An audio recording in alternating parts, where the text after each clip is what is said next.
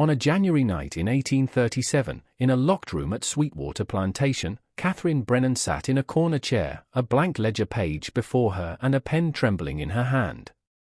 Across from her, her husband stood, his grey eyes as cold as winter steel, and gave her explicit instructions on what she was to observe and record. The woman brought into that room was named Ruth. She was 23 years old and terrified, with no choice in what was about to happen. Neither did Catherine. What began that night would continue for years, transforming a Georgia plantation into something far darker than the usual horrors of slavery. It would involve a doctor from Charleston with twisted theories about human breeding, a network of wealthy men trading children like livestock, and a secret that would eventually consume everyone it touched. Before we continue with the story of Catherine Brennan and the nightmare that unfolded at Sweetwater, subscribe to Liturgy of Fear and hit that notification bell so you never miss stories like this. Drop a comment telling us what state or city you are listening from. We love hearing from our community across America. What Catherine witnessed that night was only the beginning of something far more calculated and horrifying than she could have imagined. From 1804 to 1868, Milledgeville served as Georgia's capital. A city of red clay roads and white columned buildings where politicians and plantation owners mingled in parlors thick with cigar smoke and schemes. 20 miles northeast, where the Oconee River carved through pine forests and bottomland, Sweetwater Plantation sprawled across 2,000 acres of cotton fields. The main house, built in the federal style with its symmetrical facade and tall windows, stood on a slight rise, positioned so Nathaniel Brennan could survey his entire domain from the second-floor gallery. From his father in 1832, Nathaniel had inherited Sweetwater at age 28, along with 37 enslaved people and a reputation for cold efficiency. He stood just under 6 feet, lean and angular, with pale grey eyes that people said looked through you rather than at you. His hands were always clean, his nails trimmed short, a stark contrast to the dirt-creased fingers of other planters who, in those early years, still worked alongside their field hands. Nathaniel never touched a plow. He studied ledgers, read agricultural journals from Charleston and Savannah, and corresponded with men who spoke of scientific farming and the rational management of resources, both plant and human. In May 1834, Catherine Haywood became Catherine Brennan. She was 19, he was 30, and the marriage united two prominent Middle Georgia families. Her father owned a successful mercantile business in Milledgeville, supplying everything from fabric to farm equipment to the surrounding plantations. Unusual for the time, Catherine had been educated at a finishing school in Augusta and could read Latin, play the pianoforte, and manage household accounts with precision. She had auburn hair that she wore in the fashionable style of the era, pulled back severely from a face that portraits show was handsome rather than beautiful, with a strong jaw and intelligent dark eyes. By the standards of planter society, their first year passed pleasantly enough. Catherine managed the household servants, organized dinners for Nathaniel's political connections, and learned the rhythms of plantation life. The house smelled of beeswax and lavender in summer, and of wood smoke and cinnamon in winter.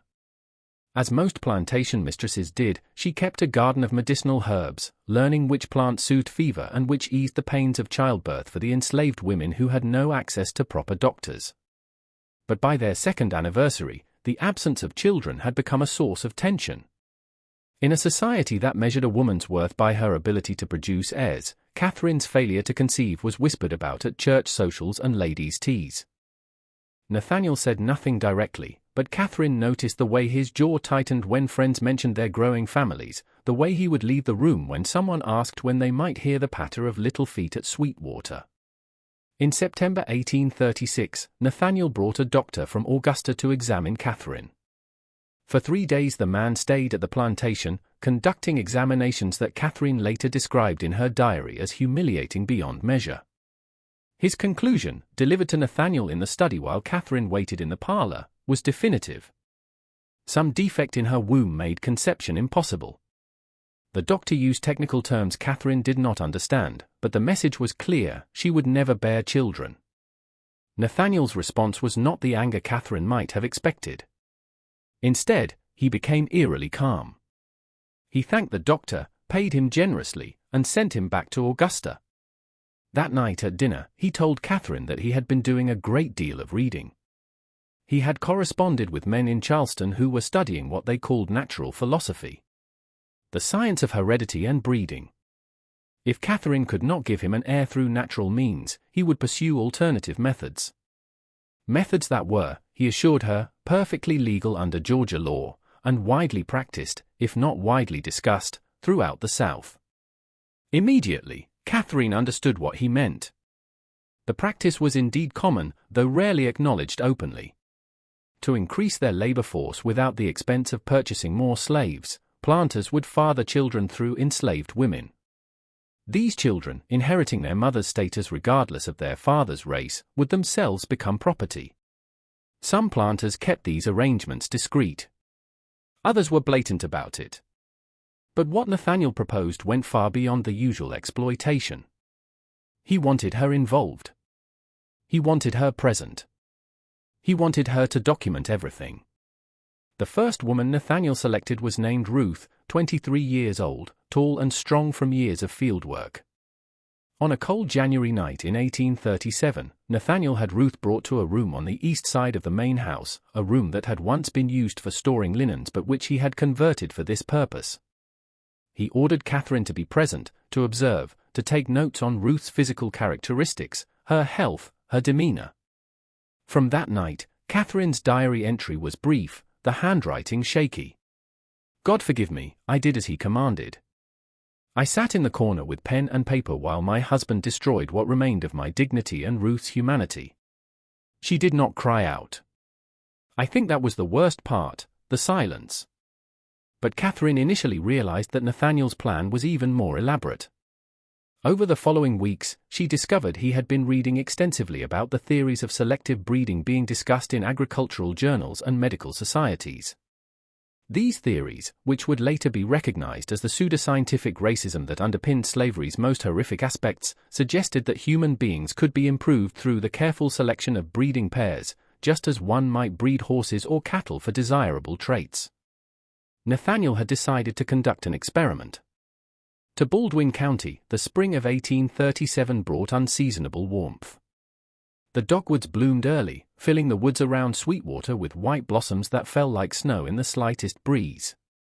One morning in late March, Catherine walked among them, crushing petals beneath her boots, trying to find some fragment of peace in the natural world because there was none to be found within the walls of her home. Ruth was pregnant. Catherine had confirmed it herself, recognizing the signs she had once hoped to see in her own body. With satisfaction, Nathaniel received the news, making a notation in the leather-bound book he had begun keeping, a ledger separate from the normal plantation records. Once, Catherine glimpsed it when he left it on his desk. The pages were ruled into columns with headings that made her stomach turn: physical characteristics, estimated intelligence, projected value, disposition, breeding potential. But Ruth was only the first. In April, Nathaniel selected another woman, Grace, who was just 19. Then in May, a woman named Dinah, who worked in the kitchen. Each time, Catherine was required to be present to observe and record. A system of dissociation she developed, a way of separating her mind from what her eyes witnessed. She would focus on irrelevant details: a crack in the plaster wall, the sound of night insects outside the window, the smell of lamp oil burning low, anything but the horror unfolding before her. Of course, the other enslaved people at Sweetwater knew what was happening. How could they not? The women who were selected moved through their daily work with hollowed eyes. The men who were husbands or brothers or friends could do nothing, their rage forced into silence by the ever-present threat of violence or sale. The atmosphere of the plantation changed. Where there had been the usual rhythms of forced labor and coerced cooperation, now there was something darker, a tension that hummed beneath every interaction. And then in July, a visitor arrived who would transform Nathaniel's private obsession into something far more systematic and sinister. Dr. Cornelius Hargrove came to Sweetwater on a Thursday afternoon, his carriage rattling up the Oak-lined drive, trailing red dust. He was affiliated with the Medical Society of South Carolina in Charleston, though Catherine later learned his credentials were murky at best. Hargrove was in his 50s, portly with mutton-chop whiskers and soft hands that had probably never delivered a difficult birth or set a broken bone. His specialty, he explained over dinner that first evening, was what he called anthropological medicine, the study of racial characteristics and their transmission through bloodlines. For months, Nathaniel had been corresponding with Hargrove, ever since reading one of the doctor's papers in a Charleston medical journal. Titled Observations on the Hereditary Transmission of Physical and Mental Characteristics in the Negro Race, the paper proposed that through careful documentation and selection, planters could cultivate more valuable enslaved populations. It was pseudoscience of the vilest sort, but it was taken seriously in certain circles, published in respectable journals, discussed in the parlors of educated men who believed they were advancing human knowledge.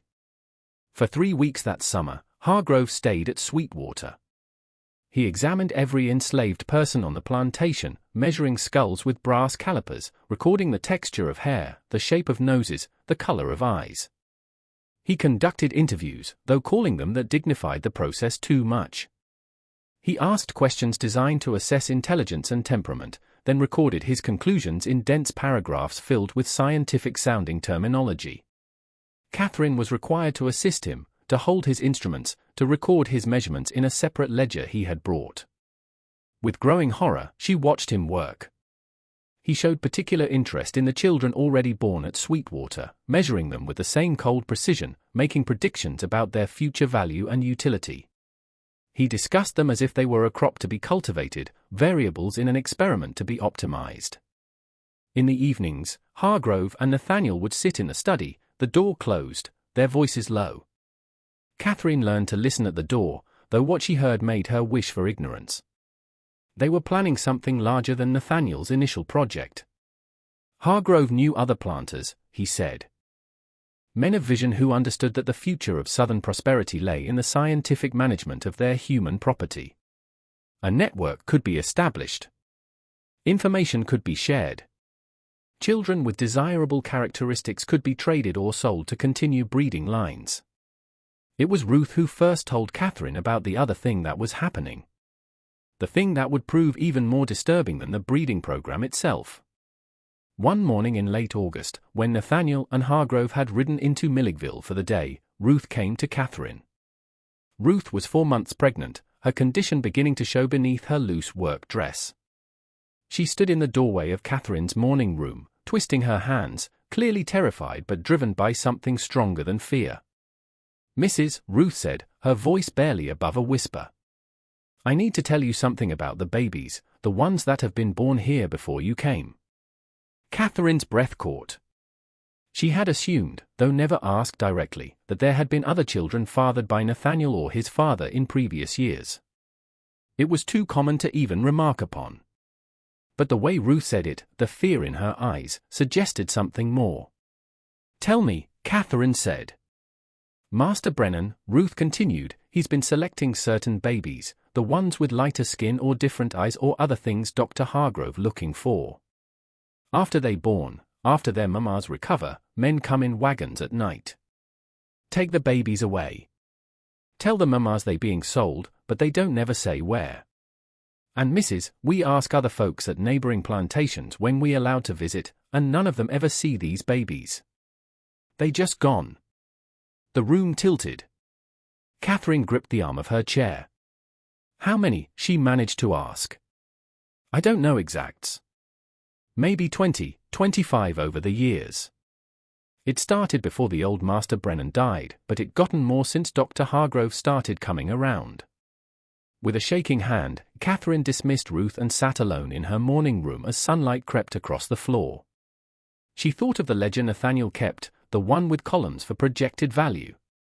She thought of Hargrove's network of planters, his talk of optimizing bloodlines, and with sudden, sickening clarity, she understood that what was happening at Sweetwater was not just about producing more enslaved workers for profit. It was something else entirely, something that treated human children as experimental subjects, as merchandise to be distributed according to some grand design that existed only in the twisted logic of men who believed science sanctified their atrocities. That night, when Nathaniel returned from Milledgeville, Catherine confronted him. It was the only time in their marriage she directly challenged him. She asked about the children, about where they went, about what he and Hargrove were really doing. For a long moment, Nathaniel looked at her, his grey eyes cold in the lamplight. Then he backhanded her across the face hard enough to split her lip. She fell against the settee, tasting blood, hearing him say in that calm, reasonable voice he always used, "You will never question me again, Catherine. You are part of this now. Your observations, your records, they are essential to the work. You are complicit. If you speak of this to anyone, if you try to interfere, I will have you committed to the Georgia Lunatic Asylum in Milledgeville. I have already spoken to a judge who is a friend of mine. One word from me, and you will spend the rest of your life in chains, being treated as the mad woman you are threatening to become." Catherine wiped the blood from her mouth and said nothing. But that night, something changed in her. Some final thread of submission snapped. If she was complicit, if she could not escape or expose this without destroying herself, then she would find another way. She would become something other than a victim. She would become an instrument of justice, slow and careful and deadly. With rain and lightning, the late summer of 1837 brought storms that hammered the Georgia Piedmont. Throughout Baldwin County, cotton crops rotted in the fields. At the courthouse in Milledgeville, planters gathered, their voices tight with worry about markets and yields and the labor required to salvage what they could. Nathaniel attended these meetings, playing the part of concerned neighbor, while privately his attention remained fixed on his experiment, which weather could not interrupt.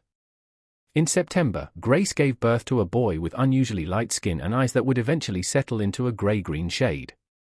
Hargrove was present for the delivery, examining the infant with the same cold precision he applied to everything, making notations in his journal. Nathaniel was pleased. This child, he told Catherine, showed exactly the characteristics they were cultivating. As Ruth had described, within a week, men came at night. From an upstairs window, Catherine watched as they loaded a bundle into a covered wagon and drove away toward the South Road. Grace was given 2 days to recover, then sent back to the fields.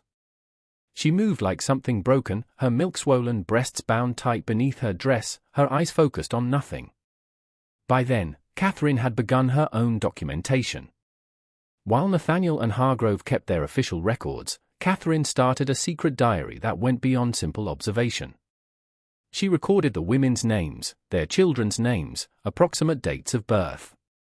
She noted which children disappeared and tried to piece together patterns. She also began studying the medicinal herbs in her garden with new purpose, reading through the books her mother had given her about natural remedies and their properties. With particular attention, she paid to plants with cumulative effects, substances that might cause illness gradually over time, impossible to distinguish from natural ailments. Foxglove, for instance, which grew wild in the woods around Sweetwater. In small doses, it could strengthen a failing heart. In slightly larger doses, administered regularly, it could cause weakness, confusion, nausea.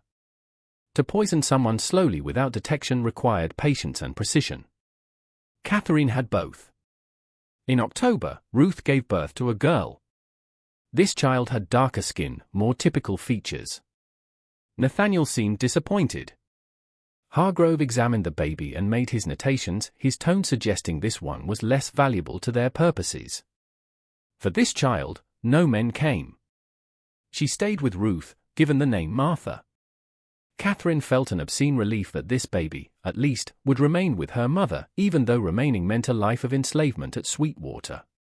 In November, Dinah's labor came and went badly. The baby, a boy, was born dead.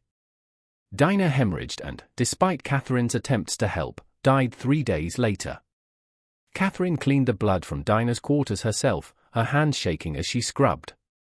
She had genuinely tried to save Dinah, had used every skill she possessed, but it was not enough. The guilt was crushing. She had stood by and watched Dinah be violated, had recorded it in Nathaniel's ledger, and now the woman was dead. In the laundry room, Catherine vomited into a bucket and emerged with her face carefully composed, because showing weakness was not permitted at Sweetwater. More annoyed by the loss than grieved, Nathaniel seemed. He had invested time and resources in Dinah's pregnancy, and the result was nothing. He made a notation in his ledger about complications to avoid in future selections. Hargrove suggested examining Dinah's body to determine the cause of failure, but Nathaniel overruled him. The enslaved community needed to see at least the pretense of respect for their dead, he said, or there would be problems with morale and efficiency. They buried Dinah in the small cemetery behind the quarters, a plot marked with wooden crosses and rough stones. Catherine attended the burial, standing apart from the enslaved people who sang hymns in low voices. She watched Ruth holding baby Martha, watched the way the women touched Grace's shoulder in silent solidarity, watched the men standing with fists clenched and faces carefully blank. She felt their hatred directed at her as much as at Nathaniel, and she did not blame them. She was complicit. She had done nothing to stop any of this, but she was preparing. Each week, she collected small amounts of foxglove leaves, drying them carefully, grinding them to powder. She added them in tiny quantities to Nathaniel's evening whiskey. Not enough to make him obviously sick, just enough to make him feel poorly, to gradually weaken him. She told herself it was justice. She told herself she was doing what had to be done. The truth was more complicated. She was becoming something she did not recognize, driven by rage and guilt and a desperate need to strike back at the man who had turned her into a witness to atrocities. That year, winter came early. By December, frost killed the last of the garden plants. Catherine collected the final foxglove seeds, storing them carefully for next year. She had learned patience. Revenge, she understood now, was not a sudden act, but a long campaign. She could wait. She had nothing but time and hatred to sustain her. For the Christmas season, Hargrove returned to Sweetwater, bringing with him documents that he and Nathaniel studied in the locked study. Catherine did not know what those papers contained, but she knew they related to the network Hargrove had mentioned, connections with other plantations, other men conducting similar experiments. She imagined a web spreading across the South, children being moved like chess pieces, all in service of some grand theory about racial purity and scientific progress that was really just cruelty dressed in academic language. On Christmas Eve, as was customary, the enslaved people were given a holiday. They gathered in the quarters for their own celebration, such as it could be under the circumstances. Catherine watched from the house as they sang and tried to find moments of joy despite everything. Ruth held Martha close, swaying to the music. Grace stood alone at the edge of the group, staring at nothing. Catherine turned away from the window and poured herself a glass of wine, her hand steady now. She had moved past horror into something colder and more determined. With freezing rain that turned the roads to mud and kept everyone confined, the new year of 1838 arrived. Nathaniel and Hargrove spent long hours planning the expansion of their project. Catherine spent her time documenting everything, building her secret record, and adding tiny amounts of poison to her husband's drinks. The foxglove was working, but slowly. Nathaniel had begun complaining of fatigue, occasional nausea, a general malaise he attributed to the winter weather. No doctor was called. Why would he call a doctor for something so minor? Catherine smiled at him over the breakfast table and asked if he wanted more coffee. He did. She poured it carefully, her hands perfectly steady, and watched him drink it down. What do you think Catherine should do? Could you maintain the same composure in her situation? Let us know in the comments. And if this story is pulling you in, hit that like button and share this with someone who appreciates dark historical tales. Let's continue discovering what happened at Sweetwater Plantation. To Middle Georgia, March of 1838 brought false spring. Warm days coaxed early buds from the fruit trees before late frosts killed them. Nathaniel's health continued its gradual decline. He moved more slowly now, complained of weakness in his limbs, difficulty concentrating. Catherine suggested he see a doctor in Milledgeville, but he refused, insisting it was merely the lingering effects of winter. His pride would not allow him to admit vulnerability. During his April visit, Hargrove noticed. The doctor examined Nathaniel in the study. Catherine not present for once, and emerged looking concerned. He recommended reduced physical activity, better nutrition, perhaps a tonic. He wrote out a prescription for a compound that could be obtained from an apothecary in town. Catherine collected the prescription and filled it, but she also began reducing the foxglove doses. She did not want Nathaniel dead yet. She wanted him weak, dependent, unable to continue his breeding program with the same vigor. She wanted him to suffer as she had suffered, to lose control of his body as he had taken control of others' bodies. But a new development complicated her plans. 2 women were pregnant again, Ruth for a second time, and a woman named Pearl, who worked in the main house as a chambermaid.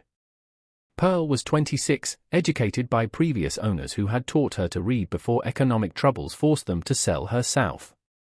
She was intelligent, observant, and Catherine had noticed the way Pearl watched everything, filing away information as if she, too, were keeping records. A strange kinship Catherine began to feel with Pearl, though they could never acknowledge it openly. Both were trapped in Sweetwater's nightmare. Both were documenting it in their own ways. Both were waiting for something to change. When they passed in hallways, Pearl's eyes would meet Catherine's for just a moment, a communication without words. They understood each other.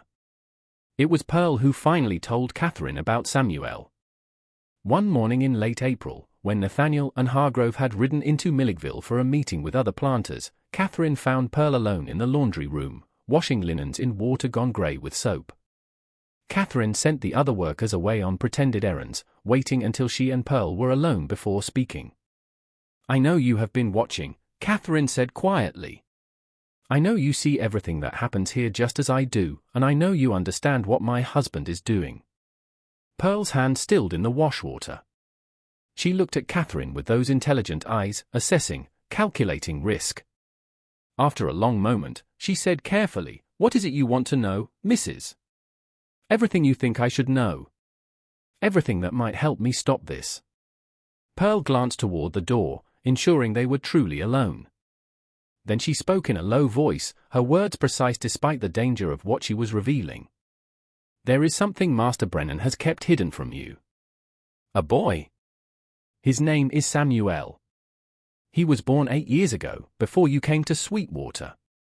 His mama was a woman named Judith who worked in the house. Master Brennan kept Samuel because he was the first one born looking almost white, with grey eyes and light hair like his own. When Samuel was weaned, Judith got sold away to Alabama. And the boy has been living in a cabin apart from the rest of us ever since." Ice spreading through her chest, Catherine felt. "Why have I never seen this child? Master Brennan keeps him separate. He has been teaching Samuel things, reading, writing, arithmetic, history, things he does not allow the rest of us to learn. I have heard him and Dr. Hargrove talking about the boy.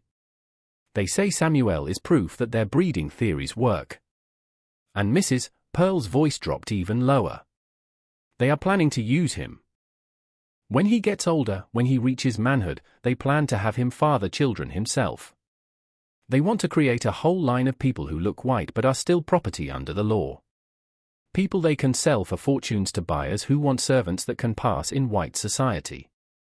Like a physical blow, the horror of it struck Catherine.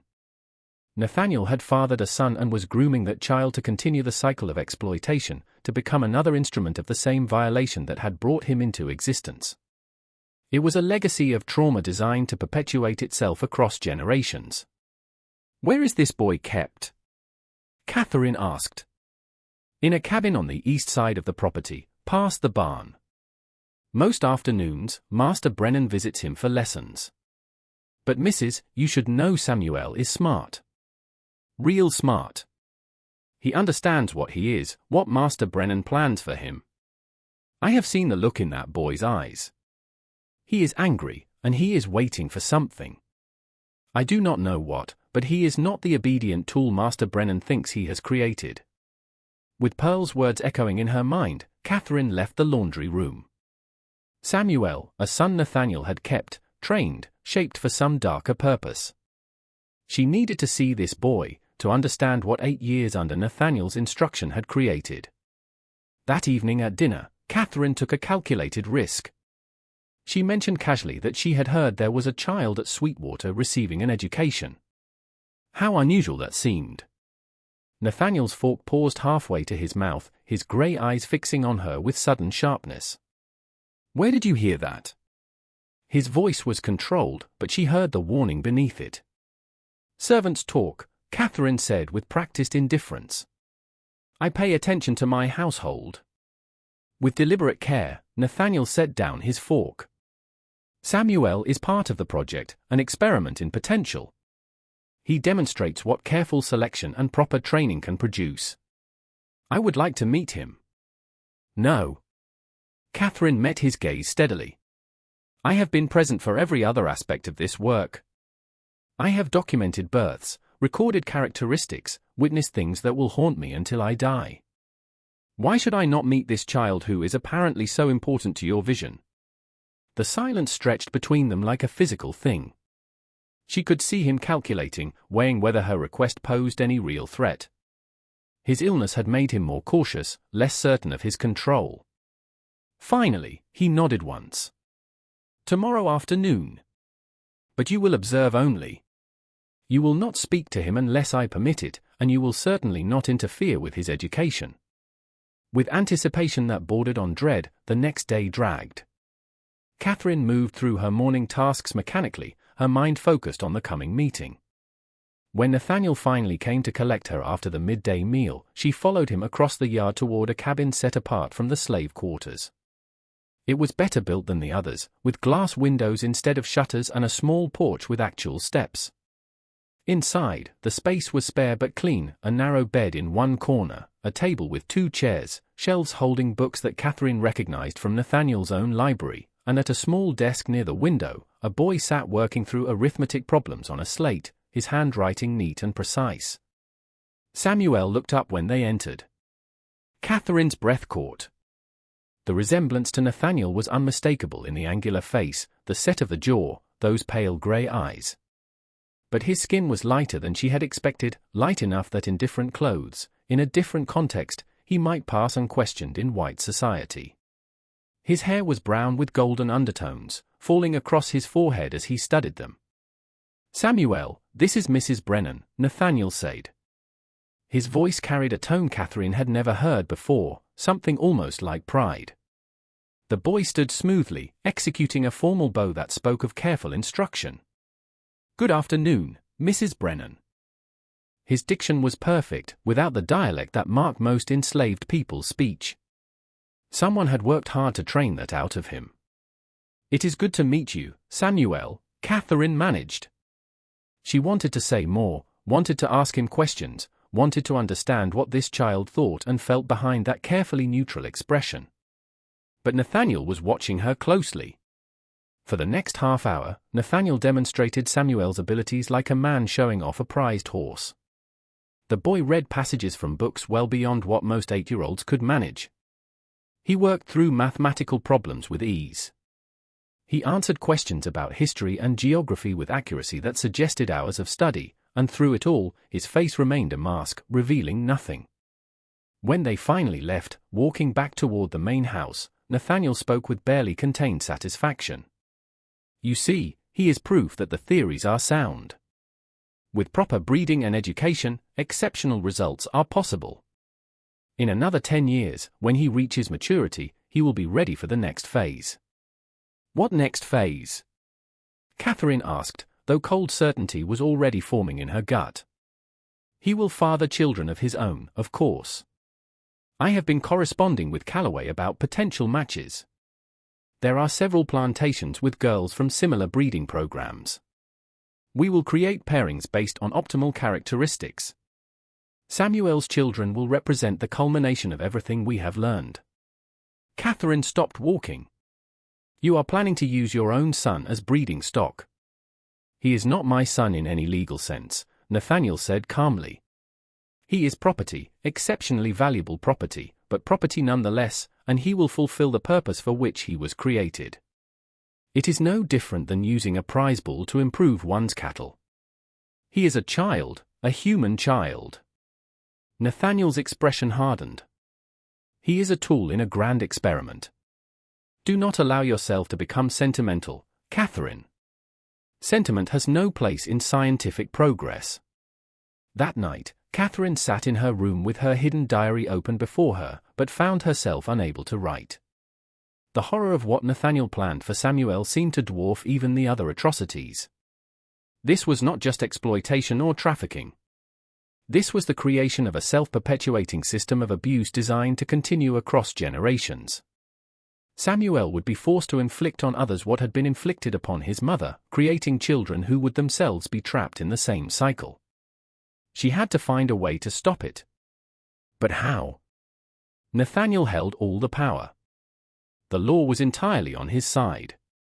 Even if she somehow managed to help Samuel escape, where would he go? How would a light-skinned child of ambiguous status survive in a world that demanded clear categories? The answer, when it came to her, was both simple and terrible. She needed an ally with real power, someone whose moral authority carried weight, someone who could not be easily dismissed or threatened. She needed someone from outside the plantation system, someone with connections beyond Georgia. She needed a minister. In early August, the Reverend Thomas Gaines arrived in Milledgeville, assigned to the Presbyterian Church by the Northern Synod. He was 35, unmarried, a graduate of Princeton Theological Seminary with what the local congregation would soon learn were dangerously progressive views on slavery. Not abolitionist exactly, he was too careful for that. But he preached about Christian duty, about treating all people as children of God, about the spiritual dangers of absolute power. Catherine attended his first sermon and sat in the Brennan family pew, listening as he spoke about the parable of the Good Samaritan with an emphasis that made several plantation owners shift uncomfortably. After the service, she approached him in the receiving line, introduced herself with perfect propriety, and mentioned that she would value his counsel on some difficult spiritual matters. Reverend Gaines had intelligent brown eyes that seemed to see more than people wanted to reveal. "I would be honored, Mrs. Brennan. Shall I call at Sweetwater?" "That would be most appropriate," Catherine said, aware of Nathaniel watching from across the church lawn. "My husband and I would be pleased to receive you." The minister's first visit came the following Tuesday. Catherine had prepared carefully, ensuring that Nathaniel would be present for the initial meeting, that everything would appear perfectly normal and proper. They sat in the front parlor, drinking tea, discussing theology and church matters, with the careful politeness of strangers establishing boundaries. But when Reverend Gaines asked if he might tour the plantation to better understand the lives of his potential congregants, Catherine saw her opening. Nathaniel could hardly refuse without appearing suspicious, so he agreed with poorly concealed reluctance. Catherine led the tour with Nathaniel trailing behind, his breathing labored from the exertion. She made sure they passed the slave quarters at a time when people would be visible. Ruth was there holding little Martha, now a year old. Grace stood at her cabin door, that hollow look in her eyes that never changed. Pearl moved between buildings, her pregnancy now obvious, her movements careful and deliberate. "You have a large population here," Reverend Gaines observed. His tone was neutral, but Catherine saw how his gaze lingered on the women, on the children, cataloguing details. "Sweetwater is prosperous," Nathaniel said. "We manage our resources efficiently." "Resources?" the minister repeated softly. "Yes, I suppose that is one way to describe people." The tension in that moment was palpable. Nathaniel's jaw tightened, but he said nothing. They completed the tour and returned to the house where Reverend Gaines took his leave with promises to return soon for further spiritual discussions. After the minister's carriage disappeared down the drive, Nathaniel turned to Catherine. "What are you doing?" "Seeking spiritual guidance," Catherine said calmly. "Is that not what a Christian woman should do?" "You have made me party to many things, Nathaniel. My conscience requires counsel." "Be careful, Catherine. Very careful." But the minister did return, again and again over the following weeks. Sometimes Nathaniel was present for their discussions, sitting in his study as they talked theology. Other times, Nathaniel's increasing fatigue kept him to his room, and Catherine met with Reverend Gaines alone in the parlor with Pearl serving tea, her presence a silent reminder of what they were really discussing. Catherine was careful. She never spoke directly about the breeding program, never made explicit accusations. Instead, she asked theoretical questions. What was a Christian's duty when witnessing sin? What should one do when complicit in evil but powerless to stop it? How did one balance obedience to earthly authority against obedience to divine law? Reverend Gaines was equally careful in his responses, but Catherine could see understanding dawning in his eyes.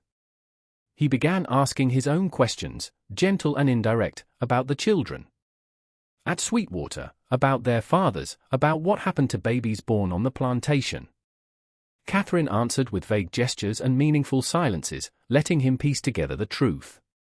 In mid-September, Pearl went into labor. It happened in the afternoon, sudden and hard. Catherine attended the birth as she always did now.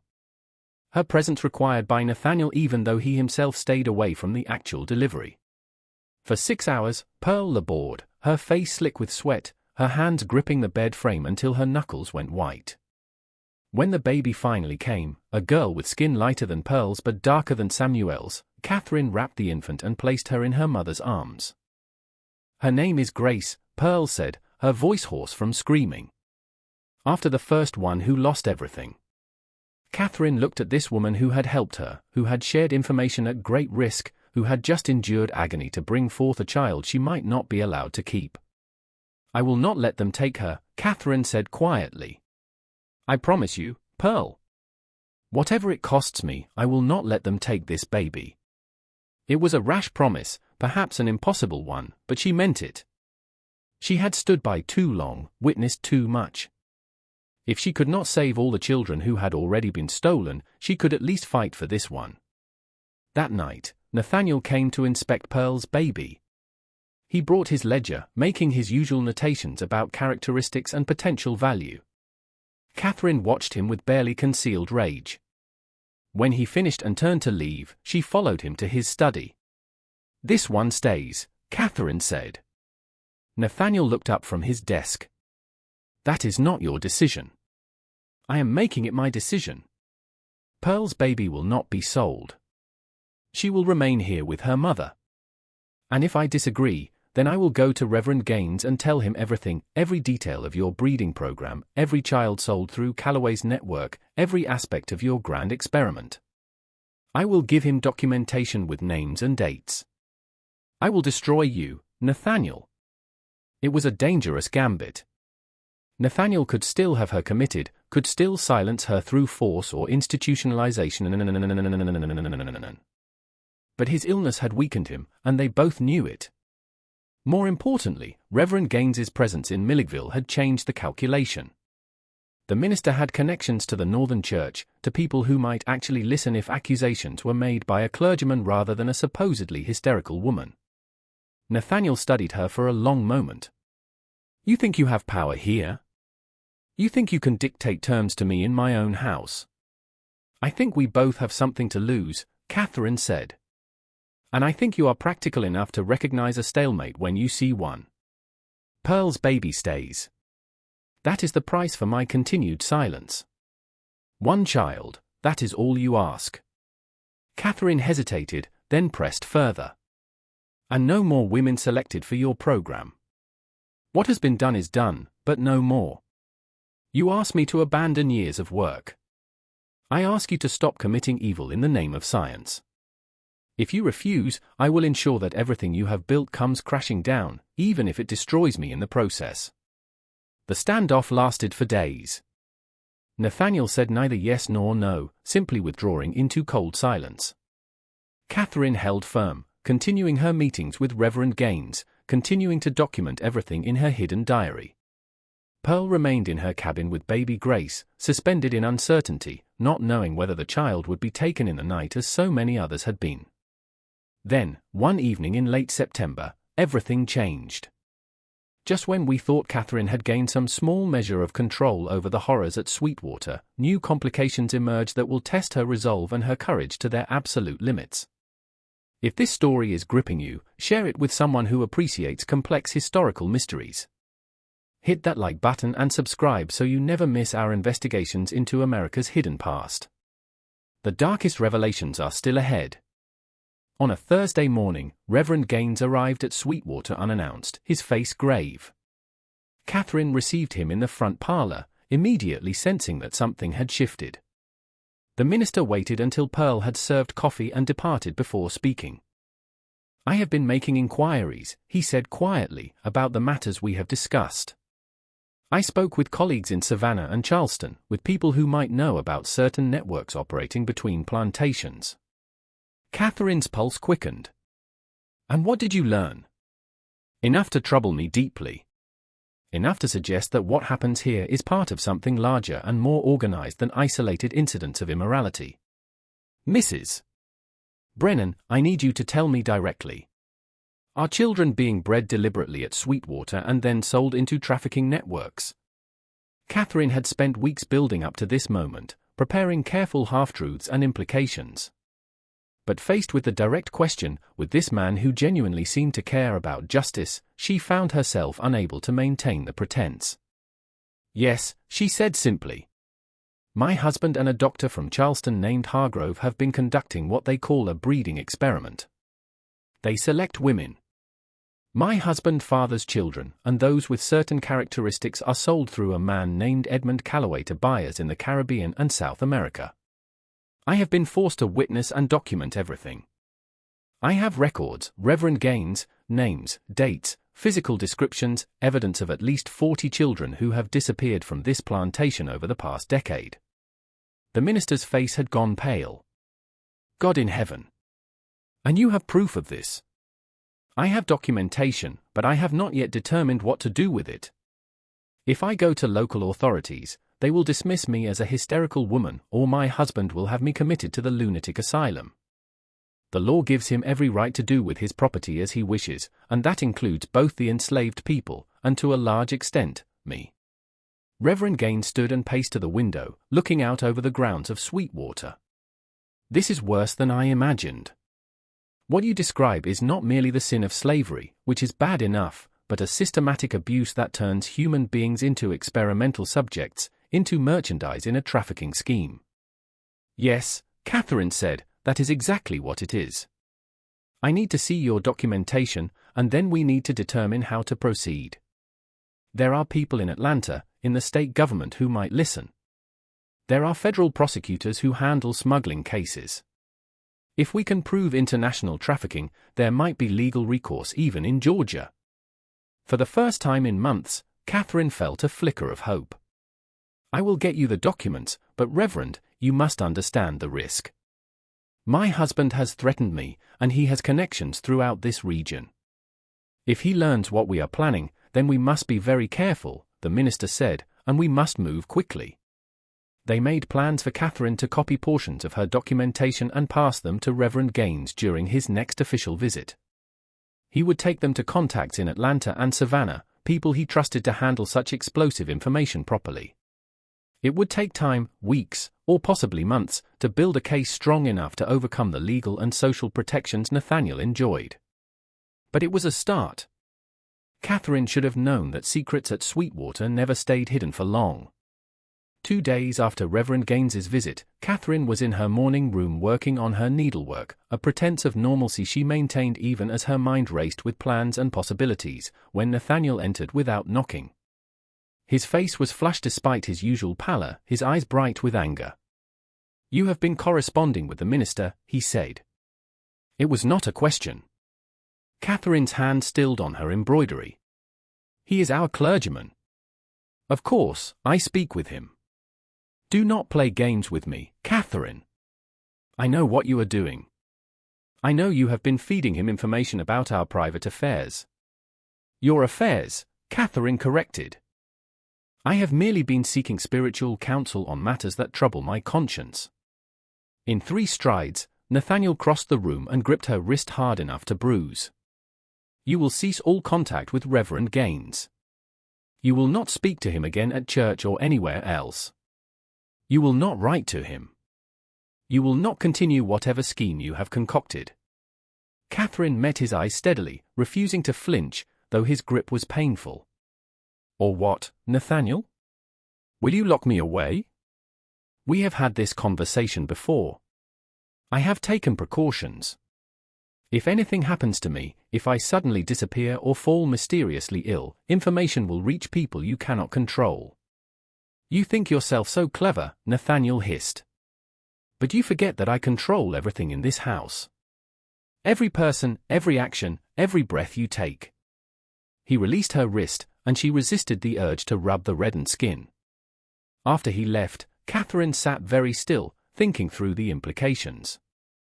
Nathaniel knew she was working against him, which meant he would be watching her more carefully, making it harder to pass information to Reverend Gaines.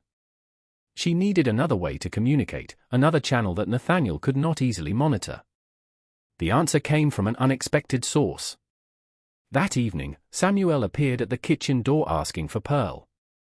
It was unusual, the boy rarely approached the main house. But when Pearl emerged, he spoke to her in a low voice, pressed something into her hand, and departed quickly. Later, Pearl found Catherine and showed her what Samuel had given her. A folded piece of paper with careful handwriting. The message was brief: "I know what my father plans for me. I want to help stop him.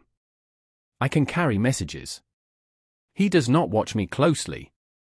Catherine stared at the note, her heart pounding. Samuel, 8 years old, was offering to become a courier in a conspiracy against his own father. The risk to him was enormous. If Nathaniel discovered it, the punishment would be severe. But it was also an opportunity she could not ignore. "Tell him yes," Catherine said to Pearl. "Tell him to be extremely careful, and tell him I am grateful for his courage." Through September and into October, a delicate network of communication developed. Samuel carried messages between Catherine and Reverend Gaines, hiding them in the books he borrowed from Nathaniel's library, retrieving responses tucked into volumes he returned. It was slow and dangerous, but it worked. Page by page, Catherine passed copies of her documentation, and Reverend Gaines took them to his contacts in Atlanta. But the strain was showing on everyone. Pearl moved through her days with constant vigilance, baby Grace always close, her eyes darting at every sound. Ruth had grown gaunt and silent, barely speaking even to other enslaved people. Grace continued her hollow existence, a ghost moving through the cotton fields, and Catherine felt the weight of responsibility crushing down on her. Every decision she made put others at risk. Every step forward increased the danger. The crisis came on a cool morning in mid-October. Catherine was in the garden collecting the last herbs before the first hard frost when she heard shouting from the direction of the slave quarters. She ran toward the sound and found Nathaniel in a rage, standing over Samuel, who was on his knees in the dirt. "Explain this." Nathaniel held up a piece of paper, one of Catherine's messages. Samuel must have dropped it or failed to hide it properly. The boy said nothing, his face a mask even as blood trickled from his split lip where Nathaniel had struck him. Catherine forced herself to walk forward calmly, her heart hammering. "Nathaniel, what is happening?" "This boy," Nathaniel spat. "This ungrateful creature I have educated and sheltered has been sneaking messages. Messages about my private business. Messages meant for that meddling minister." Catherine's mind raced. If Nathaniel knew about the messages, he would know she was behind them. The entire plan was compromised, but she could not let Samuel take the full punishment for following her orders. "I asked him to carry them," Catherine said clearly. "He was following my instructions." Nathaniel turned to her, his face purple with rage. "You admit it." "I admit nothing except asking a child to perform a simple errand. If you have constructed some elaborate conspiracy in your mind, that is your concern, not mine. You have betrayed me. After everything, after all my warnings, you have conspired against me. I have sought spiritual counsel and shared my concerns with a minister of God. If you find that threatening, perhaps you should examine your own actions rather than condemning mine." The confrontation was building to something terrible. Catherine could see Nathaniel's hand shaking, could see the violence barely contained beneath his fury. Pearl had emerged from a nearby cabin, holding baby Grace, her face stricken with fear. Other enslaved people had stopped their work, watching from a safe distance. And then Nathaniel made his decision. "Samuel, go to your cabin and wait there. You will be dealt with later." To the overseer who had come running at the commotion, "Fetch Dr. Phillips from Milledgeville. My wife has been suffering from delusions and hysteria. It is time she received proper medical attention." Ice flooded through Catherine's veins. This was the threat Nathaniel had held over her since the beginning. The ultimate weapon he could deploy to silence her completely, commitment to the Georgia Lunatic Asylum, where she would be locked away, possibly for years, possibly forever, labeled as insane and stripped of all credibility.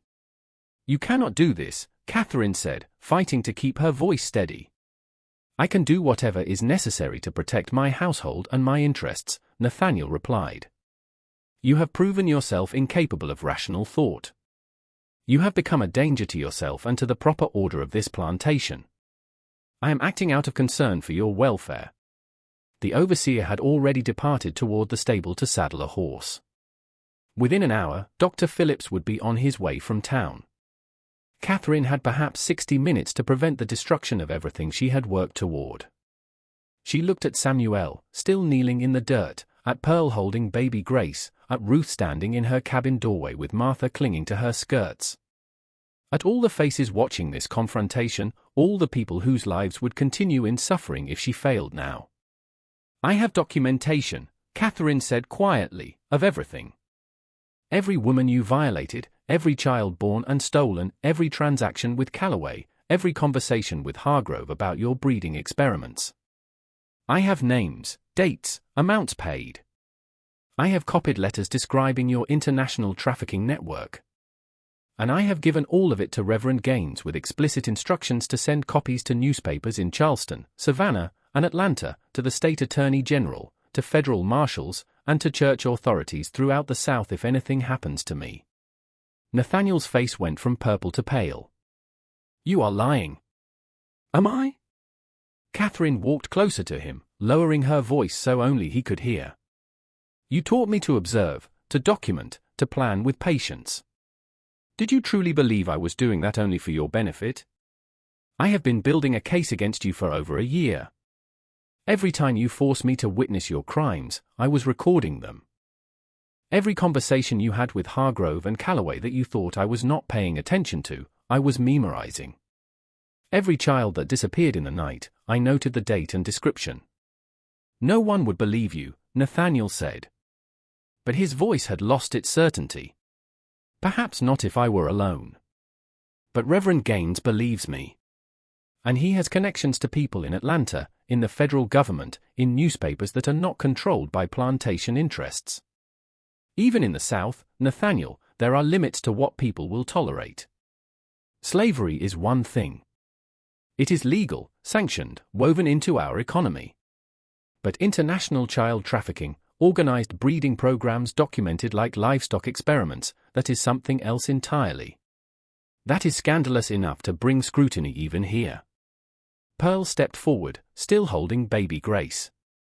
"Mrs. Catherine is not the only one with records," she said clearly. "I have been writing too. So has Samuel. So have others.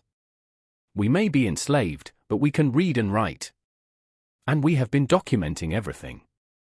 You think we are property that cannot testify, but written records are different. And if something happens to Mrs. Catherine, if she disappears into that asylum, we will make sure those records reach people who will publish them." It was a tremendous risk for Pearl to speak so directly. But Catherine understood the strategy. This was not just Catherine's word anymore. This was multiple sources, multiple forms of documentation, a case that could not be easily dismissed as one woman's hysteria. Nathaniel looked at the enslaved people gathering around the scene. Looked at Samuel still kneeling in the dirt, looked at Catherine standing firm despite her terror. For the first time since Catherine had known him, he looked genuinely uncertain. "What do you want?" he finally asked. "I want you to stop," Catherine said. "Completely. No more women selected for breeding, no more children taken and sold, no more participation in Calloway's network. Samuel will continue his education but will be legally freed when he reaches 21 and documented in your will. The women who have born children here will be treated with basic humanity and their children allowed to remain with them. And you will live with what you have done, knowing that if you violate any of these conditions, everything becomes public. You ask me to dismantle everything I have built. I am not asking. I am telling you the price of avoiding scandal and prosecution. You can accept these terms, or you can try to have me committed and discover whether my documentation reaches authorities before you can silence me. Those are your only choices." The standoff lasted for an eternal moment. The morning sun had climbed higher, making shadows shorter, but the scene felt frozen in time. Everyone present understood they were witnessing something unprecedented, an enslaved woman speaking truth to a master. A wife threatening her husband with evidence of his crimes, a conspiracy that crossed every social boundary. Nathaniel's face worked through a series of expressions: rage, calculation, frustration, and finally, a cold resignation. "Very well," he said at last. "But understand this, Catherine, you have won a battle, not the war. We will live here together in this stalemate. And I will make sure you suffer for this betrayal in every way I can devise that does not violate your explicit conditions. You will remain my wife, trapped in this house, complicit in everything that has already been done. That guilt will eat at you for the rest of your life." "Yes," Catherine agreed quietly. "It will. I will carry the weight of what I witnessed and did not stop quickly enough. I will bear that burden until I die. But at least no more children will be stolen. At least the horror stops here today. That is the only redemption available to me." Nathaniel turned and walked back toward the main house, his gait unsteady, the morning's confrontation having clearly exhausted him. Catherine watched him go, then turned to Samuel. "Stand up," she said gently. The boy rose, wiping blood from his lip. His grey eyes, so like his father's, met hers with an expression far too old for an 8-year-old. "Thank you, Mrs. Catherine," he said softly. "You were brave," Catherine told him. "Too brave for a child to need to be. I am sorry for the position I put you in." "I wanted to help," Samuel said. "I know what he planned for me. I know what I was supposed to become." He paused, then added with quiet intensity, "I will not be what he wanted. I will not continue this. I promise you that." Catherine nodded, not trusting herself to speak. She looked at Pearl, at baby Grace sleeping in her mother's arms, at Ruth and Martha watching from their cabin. The enslaved community had witnessed everything, had seen one of their own speak directly to the master, had seen a white woman threaten her husband on their behalf. It changed nothing about their legal status, nothing about the fundamental injustice of their situation, but perhaps it offered some small measure of hope that resistance was possible, that the powerful were not entirely untouchable. When the overseer returned later that afternoon to report that he had been unable to find Dr. Phillips in town, Nathaniel simply waved him away. The crisis had passed. The asylum was no longer part of the plan. What remained was exactly what Catherine had described, a stalemate, a cold war within the walls of Sweetwater Plantation. Two people bound together by shared crimes and mutual hatred, living out their days in a hell of their own creation. The years that followed were years of grey survival. Nathaniel kept his word because he had no choice, but he made Catherine's life miserable in every way his position permitted. He spoke to her only when absolutely necessary. He excluded her from all social events, telling friends she had become reclusive due to delicate health. He controlled her access to money, to correspondence, to everything beyond the immediate grounds of Sweetwater. But the breeding program stopped. No more women were selected. No more children were taken in the night. Pearl raised baby Grace in relative peace, teaching her daughter to read in secret, passing on skills that might someday lead to freedom. Ruth kept Martha close, finding some measure of comfort in watching her daughter grow. Grace continued her broken existence, but was at least spared further violation. Samuel continued his education, but now Catherine participated in it openly, bringing him books, teaching him herself. When Nathaniel's increasing illness prevented regular lessons, she watched the boy grow from 8 to 10 to 12, watched intelligence sharpen into keen perception, watched anger mature into determination. He would keep his promise, she knew, he would not become what Nathaniel had intended. Steadily, Nathaniel's health declined. The damage Catherine's foxglove poisoning had done to his heart was irreversible. By 1841, he could barely manage the stairs without stopping to rest. By 1842, he had largely withdrawn to his study, managing the plantation through overseers and written instructions. Catherine did not gloat over his deterioration. She felt nothing for him anymore, neither hatred nor pity, just a cold emptiness where emotion used to live. Reverend Gaines remained in Milledgeville, a steady presence and a reminder that the documentation still existed, that the threat of exposure remained real. Indeed, Calloway's network had collapsed when federal authorities raided a plantation in South Carolina for smuggling violations and found records of the child trafficking operation. Several planters fled the country. Hargrove disappeared, presumably to the Caribbean, where many slaveholders went when things became too hot in the States. Catherine knew her victory was partial at best. The children who had already been taken were gone forever, lost in the slave markets of Cuba and Brazil, their fates unknown and unknowable. Grace would never recover from what had been done to her. Ruth would always carry the grief of her stolen son, and Catherine herself would always bear the guilt of having waited so long, of having been complicit for months before finally acting. In March of 1843, Nathaniel died. The doctor said heart failure, which was accurate enough. He was 39 years old. They buried him in the family cemetery with minimal ceremony. Catherine stood at the grave in her black mourning dress and felt nothing except relief that it was over. His will, written in the final year of his life, left Sweetwater to Catherine with specific provisions about Samuel's education and eventual manumission at age 21. It was perhaps the only decent thing Nathaniel had ever done, acknowledging this son in the only way the law permitted, ensuring he would eventually gain freedom. Catherine suspected it was motivated less by love than by a desire to prove his theory had merit, that Samuel could succeed as a free man, and thus validate the entire experiment. But the motivation did not matter. The result was what counted. For 11 more years, Catherine lived on at Sweetwater. She never remarried. She managed the plantation as well as she could within slavery's constraints, treating the enslaved people with as much humanity as the system allowed, which was never enough. She established a small school where children could learn to read and write, knowing this was technically illegal, but doing it anyway. In 1849, she saved money and purchased freedom for Pearl and baby Grace, sending them north with letters of introduction to Quaker families in Philadelphia who helped refugees from slavery. Ruth asked to remain at Sweetwater with Martha. The plantation was the only home she knew, and she feared the uncertainty of freedom more than the familiar routines of enslavement. Catherine understood. Trauma makes people cling to what they know, even when what they know is terrible. In 1851, when he turned 21, Samuel was freed as Nathaniel's will had specified. Catherine gave him money for travel, letters of introduction, and a copy of all the documentation about his origins. If you want to know where you came from, she told him, it is all here. But you are not defined by how you began. You can be whoever you choose to become. Samuel took the papers, thanked her, and left Sweetwater.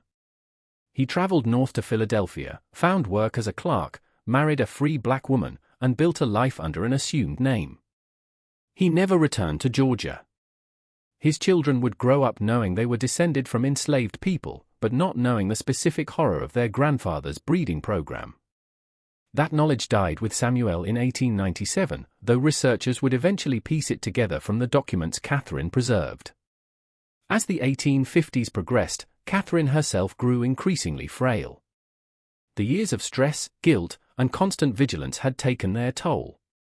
She developed a persistent cough that no amount of herbal remedies could cure. By the spring of 1854, she knew she was dying. Consumption, the doctor said, though Catherine suspected it was something else, some deeper exhaustion of the spirit that manifested in the body. In her final weeks, she spent hours with her hidden diary, adding final entries and organizing all the documentation she had accumulated. She wrote detailed instructions for her lawyer about how the papers should be sealed and preserved, stipulating they should not be opened for 100 years. She wanted the truth to be known eventually, but not so soon that it would destroy the lives of those still living who had been victims of Sweetwater's horrors.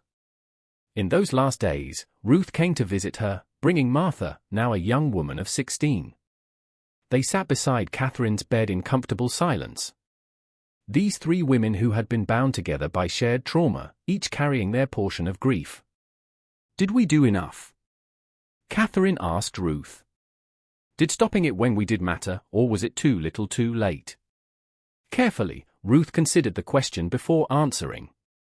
"You can't give back what was taken, Mrs. Catherine. My son is gone. Grace's boy is gone. All those babies disappeared into places we will never know. That cannot be undone. She paused, looking at Martha sitting quiet beside her. But my daughter is here. Pearl's daughter is free in Philadelphia. Samuel has a chance at a life. That is something. It is not redemption, maybe, but it is something. I should have acted sooner, Catherine whispered. The moment I understood what Nathaniel was doing, I should have found a way to stop him. Maybe, Ruth said. Or maybe you would have died or been locked away, and it would have continued anyway. We cannot know what would have happened in a different world. We only know what happened in this one. She reached out and took Catherine's hand, a gesture that would have been unthinkable under different circumstances.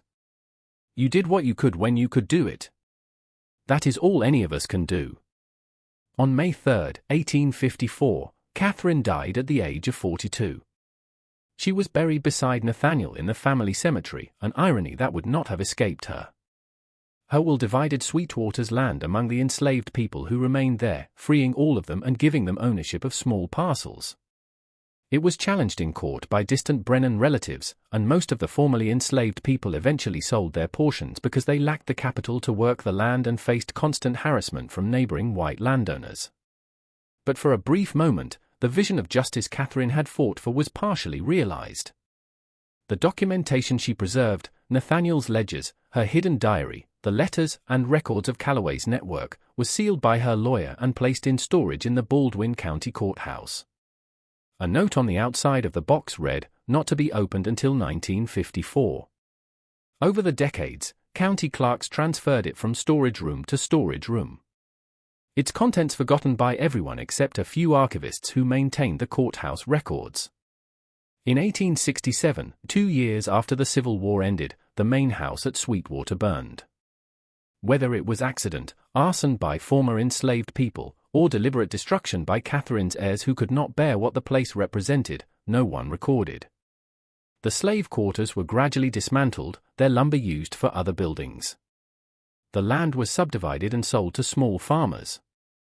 The cemetery was neglected, overgrown with brambles and kudzu.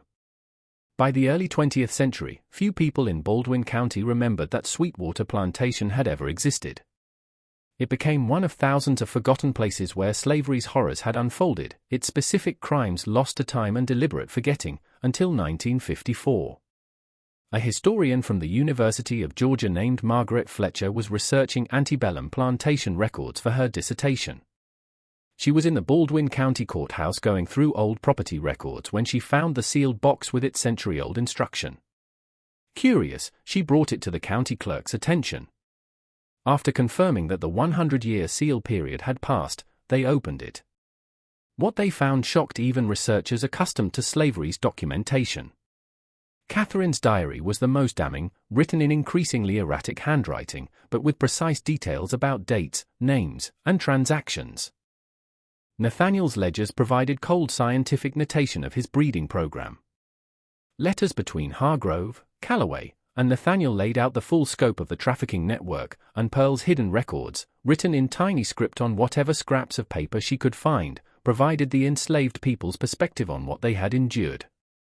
Initially, Dr. Fletcher did not want to publish what she had found. The material was too disturbing, too inflammatory.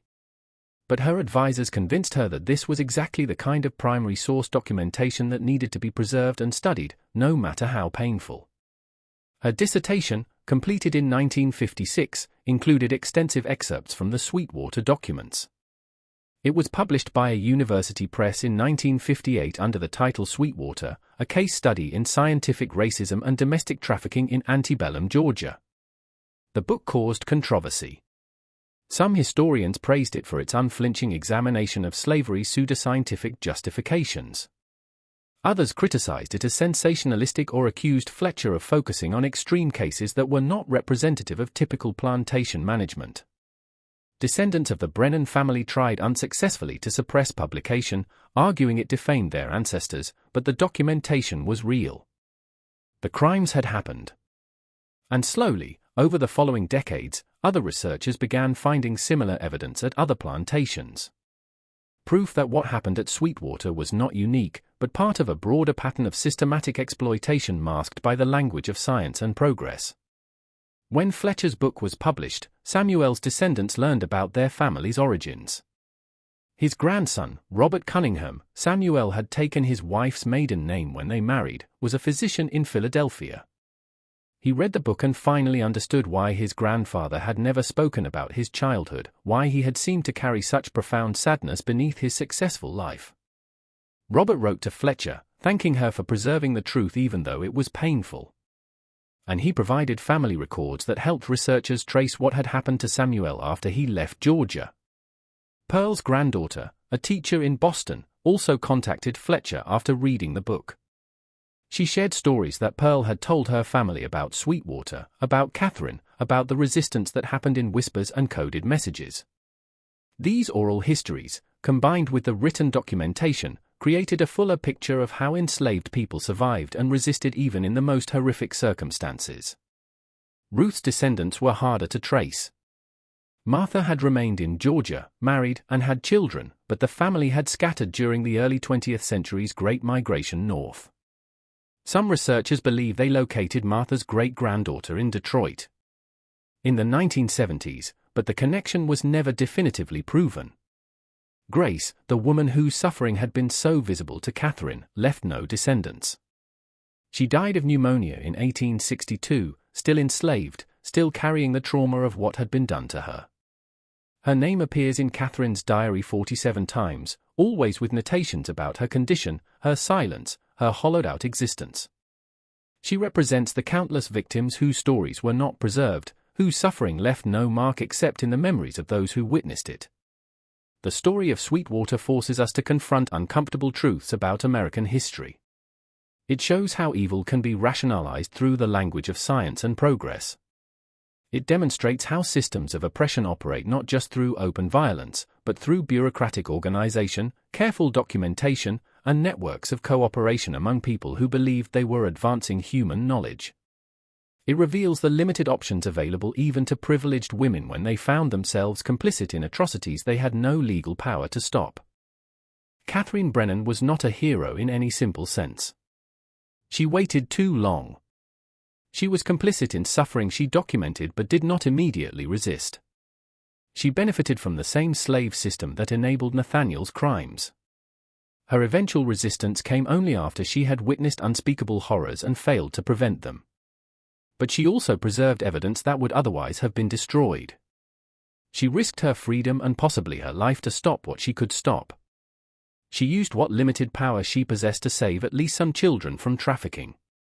And she ensured that the truth would eventually be known, even if it took a century for that knowledge to emerge. The land where Sweetwater stood is now divided among several small farms and a section of Oconee National Forest. Hikers occasionally stumble across the old cemetery, though the markers are mostly illegible now, covered in lichen and cracked by a century and a half of weather. The stone foundation of the main house is still visible if you know where to look, slowly being consumed by kudzu and Virginia creeper. There is no historical marker noting what happened here. No memorial to the women who were violated, the children who were stolen, the lives destroyed by Nathaniel's experiments and Catherine's delayed intervention. The place itself has been forgotten by everyone except a handful of specialists who study the darkest corners of slavery's history, but the documents remain, carefully preserved now in the University of Georgia's Special Collections Library. Researchers still come to study them, still grapple with what they reveal about the capacity for human cruelty and the complicity of those who witness evil but fail to stop it immediately. Students read excerpts in history classes, confronting the reality that the past was worse than they imagined, that the crimes of slavery extended far beyond what textbooks typically acknowledge.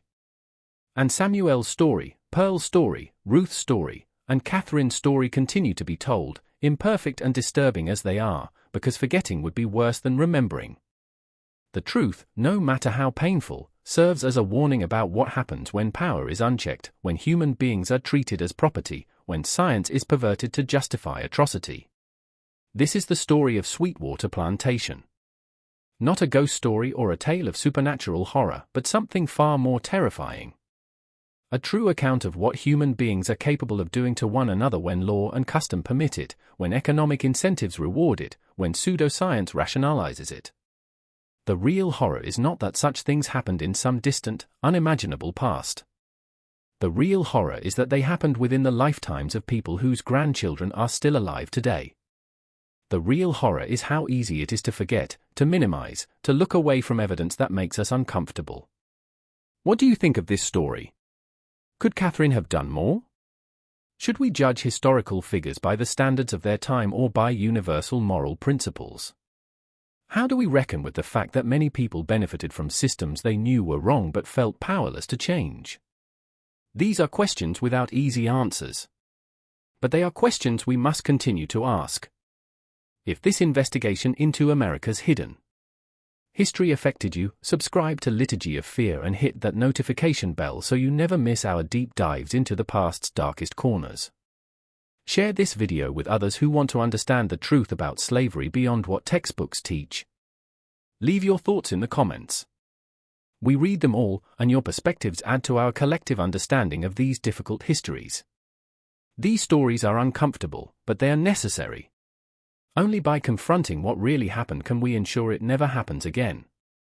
Thank you for listening, and we will see you in the next investigation into the mysteries and horrors of American history.